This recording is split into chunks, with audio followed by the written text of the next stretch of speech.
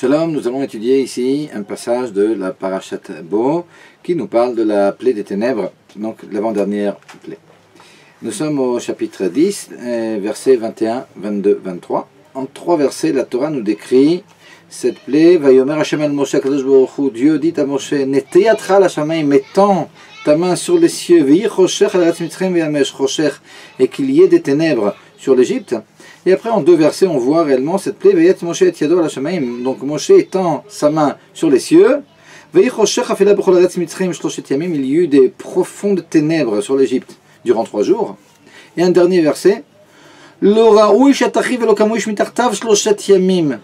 Personne ne pouvait même bouger ni. Et alors nous explique Rashi, quelqu'un qui était debout ne pouvait pas s'asseoir, quelqu'un qui était assis ne pouvait pas se lever. Durant 3 jours. Et pour les Bnei Israël, il y avait de la lumière dans leur demeure. Alors ici, on a 2 versets, on a l'impression, quand on lit le Pshat, sans les commentaires, que la plaie des ténèbres a duré 3 jours, alors qu'en réalité, comme toutes les autres plaies, elle a duré 7 jours. Ici, en réalité, nous avons 2 versets qui font référence à 3 jours. Il y a eu 2 fois 3 jours, et puis le 7e jour, nous disent nos sages, eh bien, c'était lors de la traversée de la mer Rouge, où on nous parle aussi de ténèbres. Alors c'était le complément finalement de cette plaie. Toujours est-il, pendant ces 3 jours et ces 3 jours, alors le Midrash nous explique pourquoi 2 fois 3 jours. Les 3 premiers jours étaient là pour que les Bnei Israël puissent enterrer leurs morts, puisqu'il y a eu énormément. On sait que Chamushim, le Bnei Israël Meretz Mitzrayim, uniquement 1/5, d'après le Midrash et même d'autres idées, mais ce qu'on rapporte en général c'est 1/5 Chamushim, donc 20% des Bnei Israël finalement sont sortis d'Égypte, mais 80% ne voulaient pas sortir et sont restés puis sont morts là-bas. Il ne fallait pas qu'il y ait de Chilul Hashem et qu'ils soient enterrés sous les yeux des Égyptiens, et donc Akadosh Baruch Hu a fait la plaie des ténèbres, précisément pour que les Bnei Israël puissent enterrer leurs morts en secret.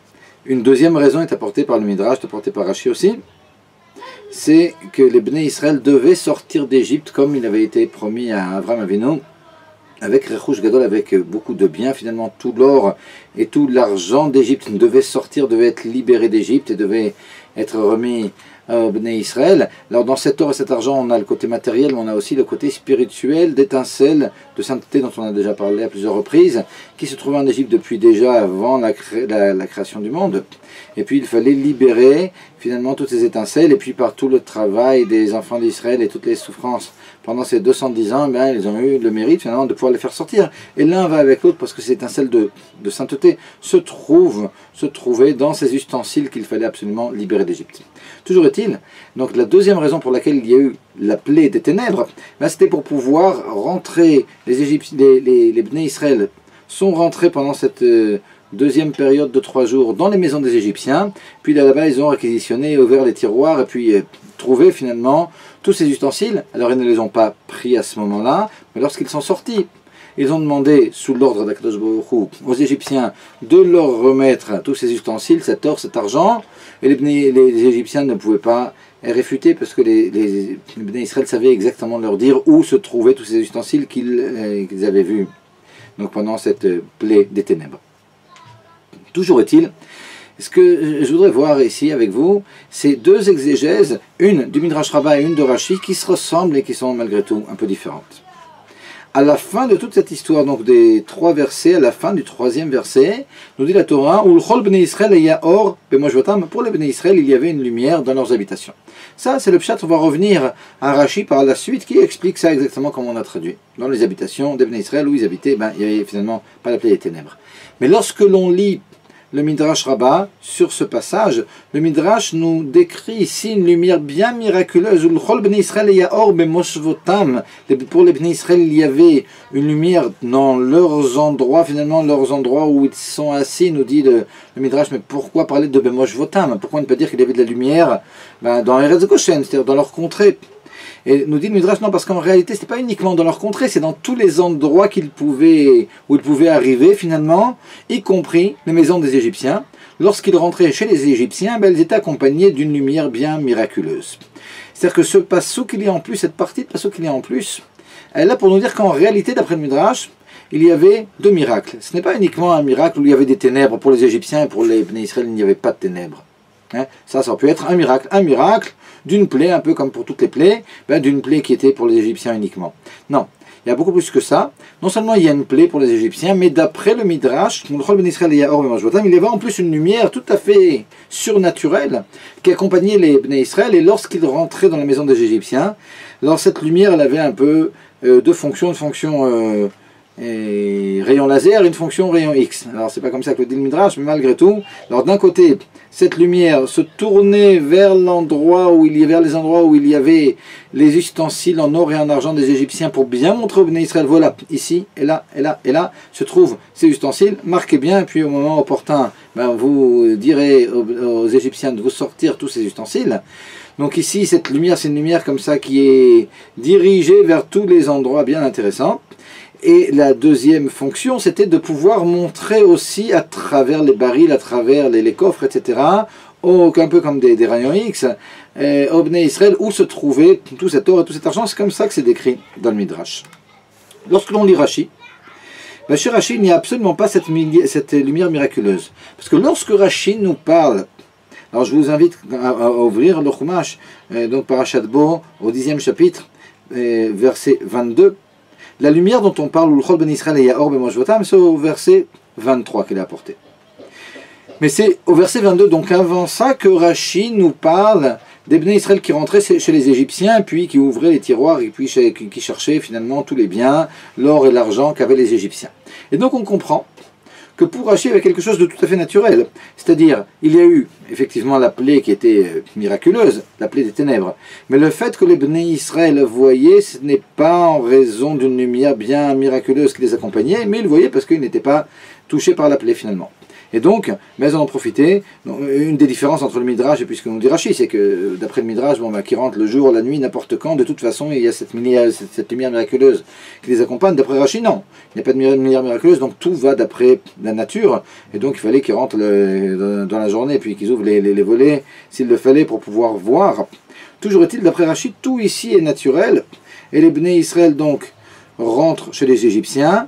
Israël, ils devaient chercher toutes ces choses-là. Ils les voyaient, c'est pas qu'une lumière leur montrait les ustensiles, mais il y avait ici tout un travail où les Bnei Israël rentraient dans les maisons des Égyptiens, ouvraient les tiroirs, les placards, etc. pour trouver tous les trésors.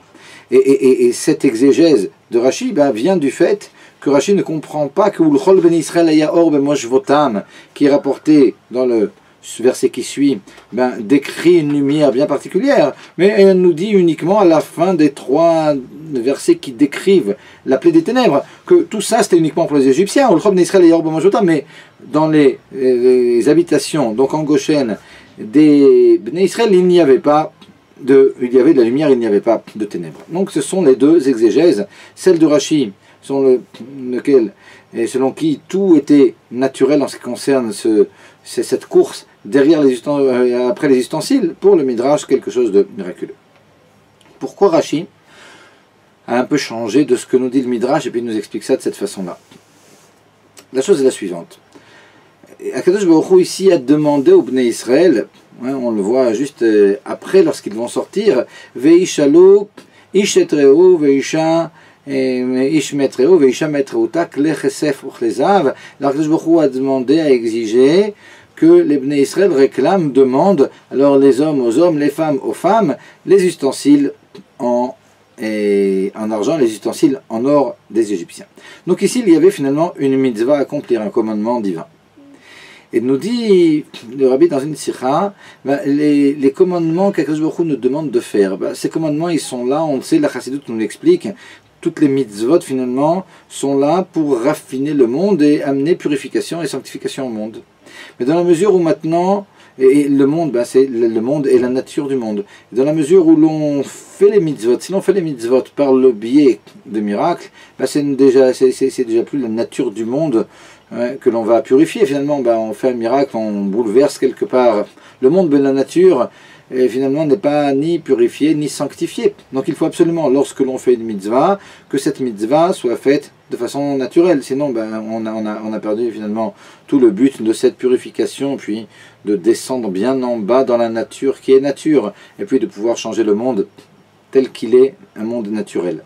Mais non seulement la mitzvah, Mais dans la mesure où même la préparation à la mitzvah, on sait que la préparation à la mitzvah, c'est aussi une partie de mitzvah, au point que le Talmud de Jérusalem pense même que sur la préparation d'une mitzvah, comme construire la souka par exemple, et il est d'avis que l'on dise que l'on prononce une bracha, alors finalement la halacha n'est pas telle, mais malgré tout on sait qu'il y a une grande importance non seulement à la mitzvah, mais aussi à la préparation de la mitzvah. Et donc mitzvah et préparation de mitzvah doivent être faits de façon naturelle. Il y a une histoire qui est racontée par le rabbi Rayatz de Lubavitch, le 6e rabbi de Lubavitch, dans son livre Likutei Diburim. Il nous raconte que lors de l'arrestation de Admour Hazaken, à un moment ils avaient besoin de le faire passer d'un endroit à un autre endroit où il devait suivre un interrogatoire. Et puis il est passé de cet endroit à l'autre endroit, donc il y avait un fleuve, et puis on l'a pris comme ça sur un petit bateau. Et lorsqu'il était sur ce bateau, il se trouve que c'était le moment de faire Kiddush Levana, de sanctifier la lune. Et il a demandé pour pouvoir bien se concentrer à la personne qui était donc le fonctionnaire qui était le plus gradé, le plus important sur ce bateau, d'arrêter le bateau pour qu'il puisse se concentrer à la bénédiction. Bon, le fonctionnaire n'a pas accepté, et le rabbi Rayatz a arrêté le bateau lui-même. Il a arrêté le bateau donc de façon miraculeuse, puis il a redonné la possibilité au bateau de continuer son cours, et là à nouveau il a demandé au fonctionnaire, je t'en prie, arrête le bateau que je puisse faire Birkat Levana.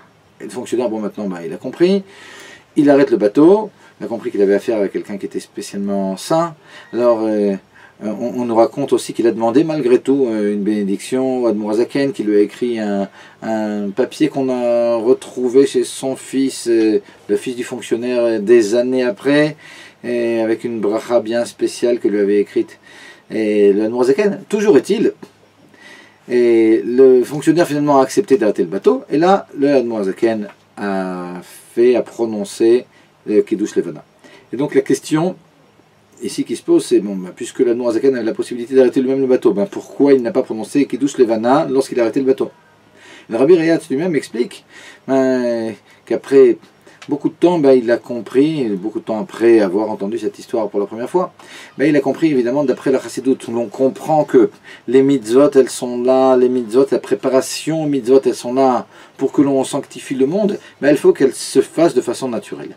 Et donc non seulement la bénédiction elle-même doit être faite de façon naturelle, ça de toute façon, mais aussi la préparation. Ici le rabbi Admour Hazaken avait besoin de se préparer, de se concentrer, donc il avait besoin pour se préparer à la mitzvah, que le bateau s'arrête. Il fallait que cette préparation aussi se fasse de façon naturelle, donc par un ordre donné par le fonctionnaire. Par contre, ce que l'on voit, c'est que ce qu'il y a avant cette préparation, alors ici en l'occurrence, le fait que l'Admour Hazaken ait eu besoin de faire un miracle pour que le fonctionnaire comprenne, ça ce n'est déjà plus en rapport direct avec la mitzvah, c'est quelque chose qui est là pour finalement se débarrasser d'un problème. Il y a le problème que le fonctionnaire ne comprend pas pourquoi il a besoin d'arrêter le bateau, et ça c'est quelque chose qui peut être fait de façon miraculeuse. Donc on a le Admour Hazaken qui fait un miracle. Une fois qu'il a fait le miracle, le fonctionnaire de façon naturelle arrête le bateau, et puis évidemment la bracha et Kiddush Levana va être aussi prononcée de façon naturelle. Donc la préparation et la mitzvah, c'est ce qui est important, c'est ce qui doit être fait de façon naturelle. Nous dit le Rabbi dans une sikha, ici, c'est exactement ce qui se passe avec la plaie des ténèbres d'après Rashi. Rashi n'a pas accepté dans le Pshat l'explication apportée par le Midrash, l'exégèse selon laquelle il y avait une lumière bien miraculeuse qui a aidé les Bnei Israël à trouver les ustensiles. Parce que trouver ces ustensiles, finalement, c'était la préparation à la mitzvah donnée par Akadosh Baruch Hu d'exiger des Égyptiens qu'ils leur donnent leurs ustensiles en argent et en or. Il fallait absolument que cette mitzvah soit faite, non seulement la mitzvah elle-même de demander ces ustensiles, mais aussi la préparation à la mitzvah, c'était de savoir exactement où se trouver les ustensiles pour pouvoir bien mettre les Égyptiens sur le fait accompli, puis leur dire non, on sait très bien qu'il y a ici et là des ustensiles. Donc il fallait que même cette préparation soit faite de façon naturelle. C'est pourquoi, d'après Rashi, il n'y avait pas une lumière bien spéciale comme ça, qui était laser, rayon X, etc. Mais il fallait qu'ils rentrent et qu'ils cherchent et qu'ils ouvrent les tiroirs, et donc un effort bien spécial qui devait être accompli.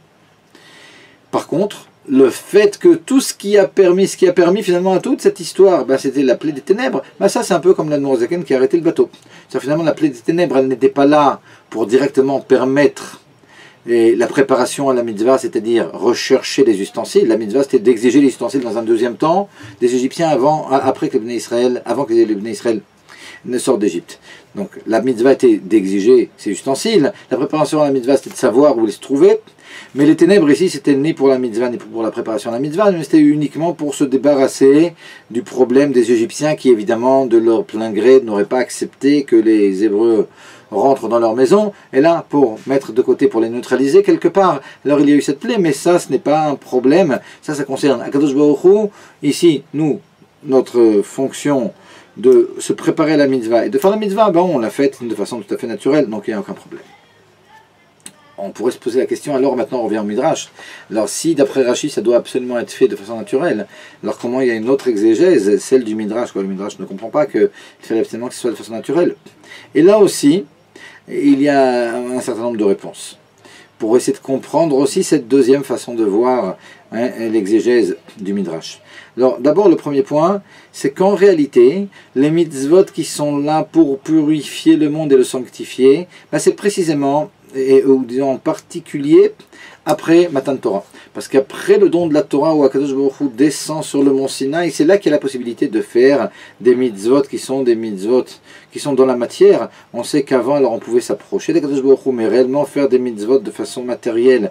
Et dans les mitzvot, faire descendre Akadosh Baruch Hu, le faire s'habiller dans la matière, c'est quelque chose qui ne pouvait pas être fait. Par conséquent, cette obligation de devoir faire les mitzvot dans un monde de façon naturelle, ça c'est surtout après le don de la Torah. Là on est avant le don de la Torah, donc c'est moins problématique. Ça c'est le premier point. Le deuxième point, c'est qu'en réalité on peut aussi regarder cette demande d'Akadosh Baruch Hu d'exiger des Égyptiens des ustensiles, pas tellement comme une mitzvah, comme un ordre, mais quelque part un peu comme une récompense. Parce qu'en réalité, tout ça, c'était pour donner une récompense, la récompense qui avait été promise à Avraham Avinu, celle de donner finalement Rechush Gadol, beaucoup de bien au Bnei Israël lorsqu'ils sortiraient d'Égypte. Et par conséquent, dans la mesure où cette demande était un peu comme si on...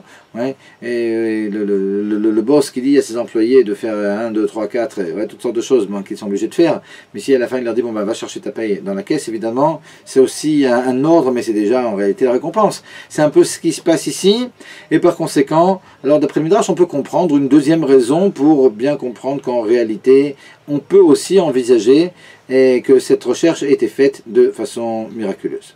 Il y a un troisième point qui va plus du côté du Midrash, c'est que on sait que Vainatzlu et Mitzrayim, on va voir que lorsque les Bnei Israël sortent d'Égypte, que Vainatzlu et Mitzrayim, ils ont finalement profité, fait sortir, tel que la Gemara au traité de Brachot nous l'explique, tout ce qu'il y avait en Égypte, ils ont dépouillé l'Égypte, c'est comme ça qu'il faut expliquer.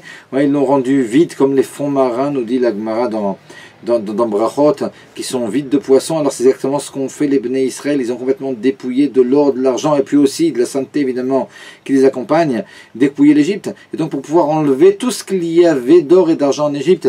Alors c'est vrai que d'après Rashi qui nous dit qu'il devait chercher et ouvrir tous les tiroirs, etc., alors c'est difficile d'envisager qu'ils aient pu trouver tout l'or et tout l'argent, alors que si évidemment on avait une lumière miraculeuse qui mettait bien le point sur l'endroit où se trouvait tout l'or et tout l'argent, alors c'est quelque chose que l'on peut comprendre donc d'après le Midrash, mais beaucoup mieux. Donc ça c'est les deux façons d'envisager cette mitzvah, ou en tout cas cet ordre de rechercher ces ustensiles, l'exégèse de Rashi selon laquelle tout se fait de façon naturelle pour les raisons que l'on a indiquées, et l'exégèse du Midrash. Ok. Mais ici, il y a quelque chose d'encore plus profond qui se cache, et c'est ce que j'aimerais maintenant voir avec vous. Quelque chose qui a un rapport avec le service divin, qui est extrêmement beau, quelque chose en 3 temps on va voir ici, et qui va nous expliquer profondément ce qui se cache derrière tout ce que l'on a dit ici. À la fin du dernier verset, on a dit L'chol Bnei Israël haya or b'mosvotam. Donc pour les Bnei Israël, il y avait une lumière dans leurs habitations. Okay. À quoi ça fait référence? Ça fait référence à la lumière dans les habitations des Bnei Israël, ben, c'est les Bnei Israël eux-mêmes finalement. Les habitations des Bnei Israël, c'est ce qui est à l'intérieur des Bnei Israël, c'est le cerveau et le cœur des Bnei Israël. Et dans la Avodat Hashem, ben, on peut dire que la Avodat Hashem, le service divin, hein, il se divise en trois. Alors on a la Torah. On a la Torah qui est principalement là pour que l'on purifie finalement notre intellect. On a à côté de ça la tfila, la prière. La prière est là principalement pour que l'on purifie notre cœur. Ça c'est lorsque l'on parle de la lumière qui est dans le moshav à l'intérieur finalement, c'est ça ici, Moshvotam, des Bnei Israël, ben cette lumière-là, c'est la lumière qui est entraînée par l'étude de la Torah, donc qui entraîne une lumière qui vient purifier l'intellect des Bnei Israël, et lorsque l'on prie, une lumière qui vient purifier le cœur. Ça c'est une partie du service divin des Bnei Israël. La deuxième partie du service divin des Bnei Israël, c'est le fait de faire les mitzvot finalement, de faire les mitzvot dans un monde matériel, non seulement les mitzvot, mais de façon encore plus large, c'est c'est finalement de faire tout ce que l'on fait dans la vie, aller travailler, parler, manger, marcher, etc. Les Shem Shameim pour le service divin, pour Akadosh Baruch Hu, pour la volonté d'Hachem. On va travailler, c'est peut-être quelque chose de profane, mais on fait ça évidemment pour pouvoir sanctifier Akadosh Baruch Hu, faire grandir une famille qui sera au service divin, au service d'Akadosh Baruch Hu, etc. Donc ça c'est la deuxième partie de l'Avodat Hashem. On a donc une Avodat Hashem, un service divin, qui est là finalement par rapport à l'intérieur, l'intériorité du juif, son esprit et son cœur, l'Echol Bnei Israël Ya'or B'Moshvotam, et puis on a l'autre partie qui est le travail qui est fait sur la matière. Ce travail qui est fait sur la matière ici, ben, il est symbolisé par ces ustensiles qui sont chez les Égyptiens, donc on comprend que c'est vraiment la matière la plus basse, et puis dans cette matière la plus basse, ben, on va libérer des étincelles de sainteté qui se trouvent et qui sont symbolisées par tous ces ustensiles que l'on va ressortir des maisons des Égyptiens en fin de compte. Donc, la lumière qui est décrite à la fin de cette plaie Torah Mitzvot, la lumière, le travail des mitzvot finalement, ça en rapport avec les ustensiles que l'on prend de chez les Égyptiens. D'après Rashi, ce dernier verset qui nous dit, la fin du dernier verset qui nous dit qu'il y avait une lumière chez les Bnei Israël, ça n'a rien à voir, comme on a expliqué tout à l'heure, avec la plaie des ténèbres, et ce n'est pas une lumière spéciale qui a aidé les Bnei Israël à trouver les ustensiles, c'est quelque chose de complètement indépendant, c'est quelque chose qui vient nous dire uniquement, non mais à Goshen, là-bas, il n'y avait pas de plaie des ténèbres. Qu'est-ce que l'on peut déduire finalement de ça? Ben que finalement, d'après le Pshat, c'est-à-dire l'explication la plus primaire, ben on comprend qu'on a deux types de services divins. On a un service divin qui est un rapport avec Torah et Tfila, Torah et prière, étude et prière, qui est quelque chose de très profond, qui est là pour purifier finalement les Bnei Israël eux-mêmes. Et puis on a autre chose, qui est le service divin de mitzvot, et le service divin de faire finalement du monde matériel et de la sainteté, ce qui est symbolisé ici par ces ustensiles qui étaient chez les Égyptiens, deux choses qui sont différentes. Ça c'est l'explication de Rashi. D'après l'explication du Midrash, où le Chol ben Israël Ya'or B'Moshvotam, cette dernière partie du troisième verset, on a dit que c'était une lumière bien spéciale, alors, qui fait toujours référence, d'après ce qu'on explique maintenant, à la Torah, les Chol ben Israël Ya'or B'Moshvotam. Il s'agit d'une lumière au niveau de la profondeur des choses, d'une lumière, on a dit, qui rentre chez les Bnei Israël lorsqu'ils étudient la Torah et qu'ils prient. Mais cette lumière, qui dans le Pshat, d'après le Midrash en tout cas, vient accompagner les Bnei Israël dans leur travail de recherche des ustensiles dans les maisons des Égyptiens, ben finalement ce que ça vient nous expliquer, c'est qu'en réalité même le travail, si on regarde maintenant à un deuxième niveau, ce qui se cache dans ce que nous dit le Midrash, et puis le Midrash il est là, nous dit le Admor HaZaken dans le deuxième Perek, le deuxième chapitre d'Ilchot Talmud Torah, et nous dit ça aussi dans Igret HaKodesh du Tanya, que tout le travail finalement de Torah, Tfila, etc., eh bien, il est là pour que l'on puisse revenir aux mitzvot et puis accomplir les mitzvot de façon beaucoup plus profonde. C'est exactement ce que l'on voit ici dans le Midrash. C'est le Midrash qui nous dit que ici, cette lumière qui symbolise Torah et Tfila.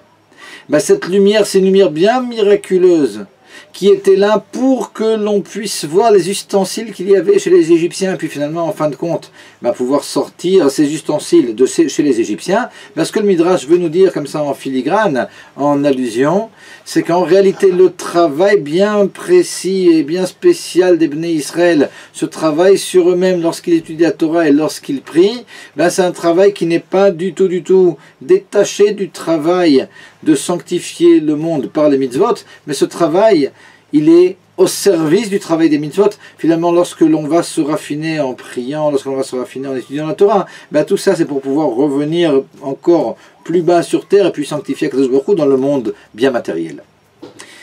Mais en réalité, il y a encore un troisième niveau. Parce que Rashi, alors c'est un peu trompeur, parce que Rashi il vient et puis il nous dit tout le temps qu'il est venu pour nous expliquer le pshat en réalité, c'est-à-dire le premier niveau, et puis on a l'impression qu'il ne faut pas aller chercher plus loin. Mais en réalité, il y a aussi tous les secrets qui sont cachés dans le commentaire de Rashi. Et quelque part, les secrets qui sont cachés dans le commentaire de Rashi, ils sont encore même plus profonds, on va voir, que ce que l'on a vu dans le Midrash. Si on revient à Rashi maintenant et puis on explique tout ça d'une troisième façon, on comprend qu'en réalité, ce Ulchol Bnei Israël et Yaor B'Moshvotam, qui est rapporté à la fin de toute notre histoire, ce que ça vient exprimer, c'est quelque chose d'encore plus grand. Et pour ça, je suis obligé de faire peut-être une petite introduction. Dans le 37e chapitre du Tanya, alors le Tanya nous dit, lorsque la Neshama va descendre sur terre, elle ne descend pas sur terre pour elle-même, elle descend parce qu'elle était au Gan Eden, et par conséquent, elle avait tout ce qu'il lui fallait au Gan Eden. Lorsqu'elle descend pour pouvoir finalement transformer la Nefesh Behemit, l'âme, et l'âme animale, et puis le corps. Donc finalement, l'âme divine, elle descend, et puis elle est vraiment en galoute lorsqu'elle descend. Et d'ailleurs, nous dit le Admor Zaken, là-bas dans ce 37e chapitre, que c'est un peu comme galoute à Shrina, c'est-à-dire la Shrina qui nous accompagne lorsque nous sommes en galoute. C'est un peu ce que l'on retrouve ici, lorsque la Neshama descend, elle descend finalement, pas pour elle, mais elle descend pour pouvoir transformer et raffiner cette âme animale que l'on a, puis le corps que l'on a finalement.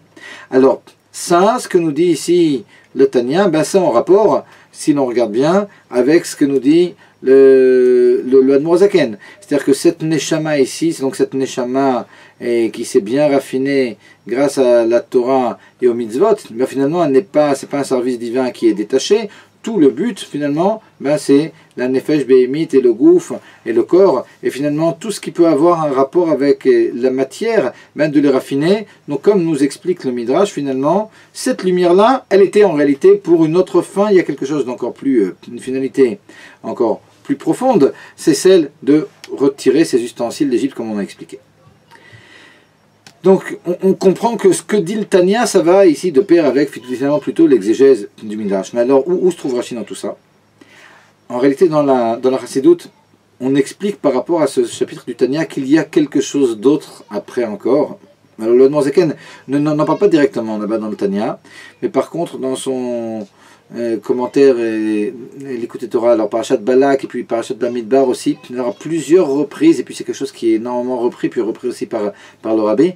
En réalité, il y a un autre niveau, c'est que Yerid Azot Sorech Aliyah, cette descente de la Neshama, elle est en réalité pour une montée.